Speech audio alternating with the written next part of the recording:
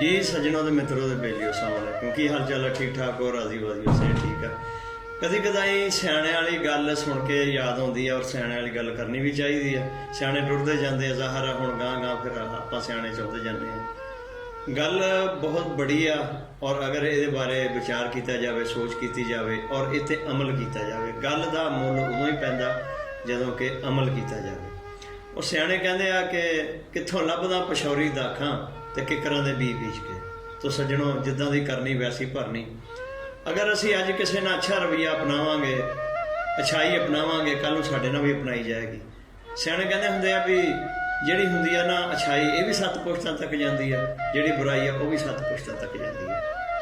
तो सियाणे ये भी गल कहंदे आ कि 100 कोह ते चल जा अपनी मझ दा ही दुध पीना। अगर पलाया 100 कोह ते चल जा तो पीना दोस्त, अगर नहीं पलाया तो नहीं पीना। जे तुसी किकरां दे बीज बीजे तो अड़ीक रखो इत्थे अंब उगणगे तो साडे वर्गा तो फिर अहमक भी कोई नहीं हैगा। जो करना वैसा ही भरना। तो कोशिश करो असी पूरी तवानाइयां अपनियां ला दिंदे आ जनाब कि दूसरे नूं ठीक करिए।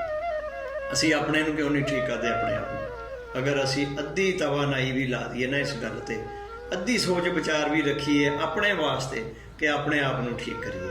अगर हर बंदा अपने आप नूं ठीक करे पूरा मुआशरा ठीक हो जाए।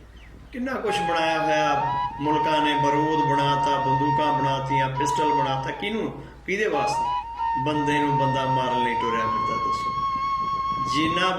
जिन्ना बारूद ते असीं पैसा खर्चिया, अगर उतों अद्धा पैसा चौथा हिस्सा पैसा भी फुल इकट्ठे करन ते खरीद लिए ला दिए कि फुल इकट्ठे करने तो दूसरिया दी राहां 'च बिछाने, यकीन करो कि पूरा मुल्क मुअत्तर हो जाए, खुशबू ही खुशबू हो जाए।